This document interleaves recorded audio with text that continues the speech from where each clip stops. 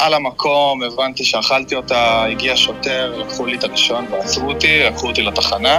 היי, מה נשמע? בסדר, מה קורה? בסדר, רוצה לספר לנו את הסיפור שלך? אני בדיוק פה עם הצוות. כן, אין בעיה. לפני בערך חצי שנה חזרתי ביום חמישי בערב מחתונה. נהגתי במהירות שהיא די מופרזת, בוא נגיד, הרבה מעל המותר. ואיך אחרי 2 דקות אני שומע משטרה, מאחורי סמט לי כבר לעצור בצד. על המקום, הבנתי שאכלתי אותה, הגיע שוטר, לקחו לי את הרישיון ועצרו אותי, לקחו אותי לתחנה. איך שאני מגיע לתחנה, אני מבין שמגיע לי עורך דין, והטלפון הראשון שהיה לי זה היה אלייך. עד היום אני אומר איזה מזל שהתקשרתי אלייך, כי באמת רק היום בדיעבד ואחרי שקיבלנו את התוצאות של המשפט, אני מבין מה היא עשתה בשבילי. זה היה הדבר הכי טוב שיכולתי לבקש, היא עזרה לי בצורה שאני לא האמנתי שאפשר לעזור. ניסיתי למזער נזקים והיא פשוט נקטעה לי. והחודש התבשרנו שהגענו להסדר, שהסתכם באמת בכנס כספי שלא האמנתי שאני אוכל להגיע אליו.